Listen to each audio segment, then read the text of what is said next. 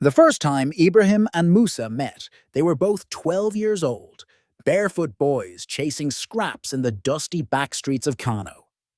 Hunger had made them brothers long before fate sealed their bond. They shared one roasted corn between them, laughing even as their stomachs growled. At night, they dreamed under the same torn mosquito net, whispering about a future where neither of them would ever beg again. One day, we'll own something big, Ibrahim said, his eyes blazing with impossible hope. Musa nodded, clinging to the promise like a lifeline. Poverty had given them nothing, but it gave them each other. Every wall became a canvas for their future. Ibrahim scratched out drawings of mansions and cars with bits of charcoal, while Musa recited plans of companies they'd build, shops they'd own, and cities they'd see. The world laughed at them. Neighbors called them street boys with empty dreams, but they didn't care. They carried their vision like fur in their bones. If we hold on, nothing can stop us, Musa would always say. Ibrahim believed him, not knowing how much truth those words carried, or how one day that same fire would burn them both. By their late teens, life was still merciless. They washed plates in a small restaurant, sometimes working 16 hours for little more than leftover food. Ibrahim, tired and frustrated, began to envy the customers who walked in with gold watches and sleek cars. Musa, however, only smiled and said, "One day, that'll be us." But Ibrahim's patience wore thin. He wanted shortcuts. He wanted out, fast. And though Musa warned him that greed destroys faster than hunger, Ibrahim's heart had already begun to wander. The first test came when Ibrahim was offered a deal. Help move stolen goods for a quick payout. Musa refused. "That's not the way we win, brother. We suffer now. But later, it will be worth it." Ibrahim listened, but temptation gnawed at him. He began to think Musa was naive. Why wait for dreams when survival demanded action now? That night, Ibrahim whispered to himself, "One day, I'll be the one wearing the gold watch, not just waiting." Musa never heard him. It started small. Ibrahim began keeping secrets. A little money hidden away, a meeting Musa wasn't told about. When Musa confronted him, Ibrahim snapped, "I'm tired of living like this. You think loyalty will put food in our mouths?" Musa's silence cut deeper than any insult. For the first time, trust between them cracked. Musa walked away, whispering, "Remember, Ibrahim, greed can blind a man until he can't see the people who truly love him." Ibrahim didn't know those words would haunt him for years.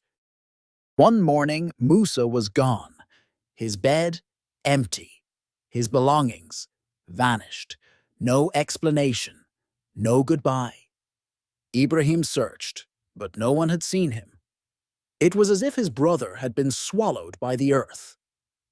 Ibrahim felt abandoned, betrayed even. Anger replaced his grief.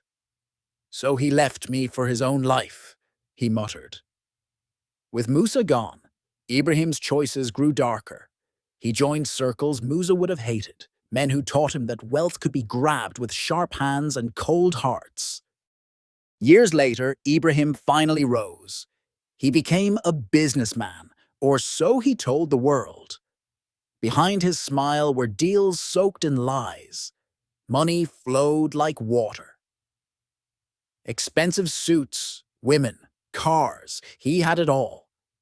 Yet every night he felt a void, as though something vital was missing. And in his darkest moments he wondered, where had Musa gone? Why did he leave? The thought of his brother's absence was the only thing that could sour Ibrahim's victories. Then came the shock. At a luxury hotel opening in Lagos, Ibrahim stepped onto the red carpet. Cameras flashed, reporters swarmed. But the moment froze when a Rolls-Royce Phantom pulled up. Out stepped Musa, dressed in a tailored tuxedo, flanked by security, and greeted by dignitaries calling him Chairman Musa Ibrahim, Billionaire investor. Ibrahim's jaw dropped. His brother, the same boy who once begged with him on the streets, the friend he had betrayed. And yet here he was, a giant in the world of wealth.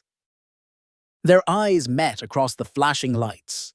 Ibrahim wanted to run to him, to explain, to beg, but Musa only stared, calm, unreadable, no smile, no warmth, just a piercing look that said, "I know who you are. I know what you did."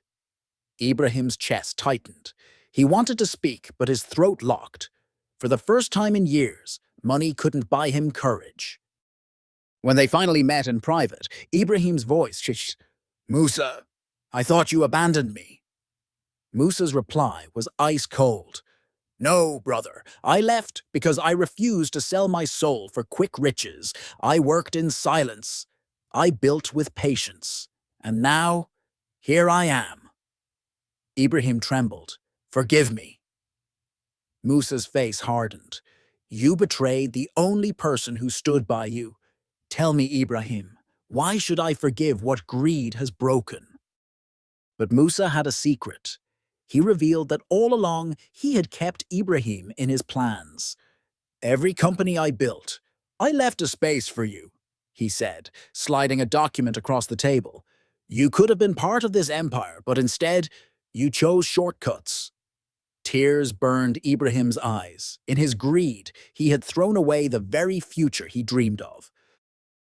News soon spread that Ibrahim's shady businesses were under investigation.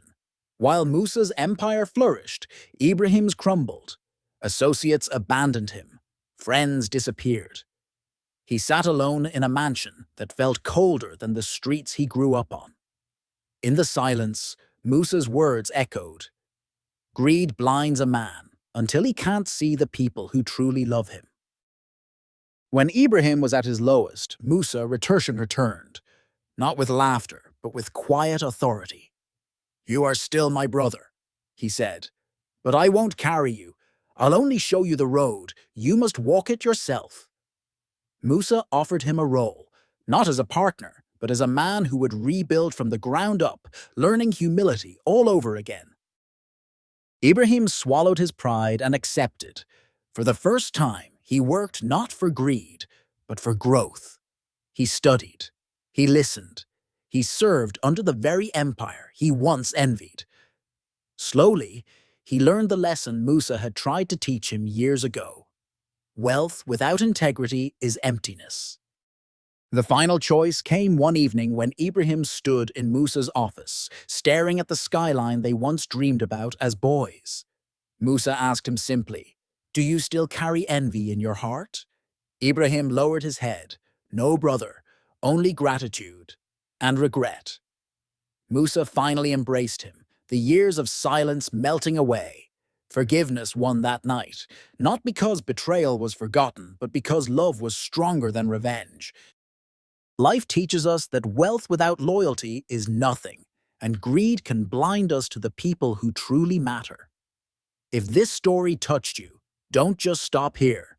Subscribe for more powerful billionaire stories, share this video with someone who needs the lesson, and drop your thoughts in the comments.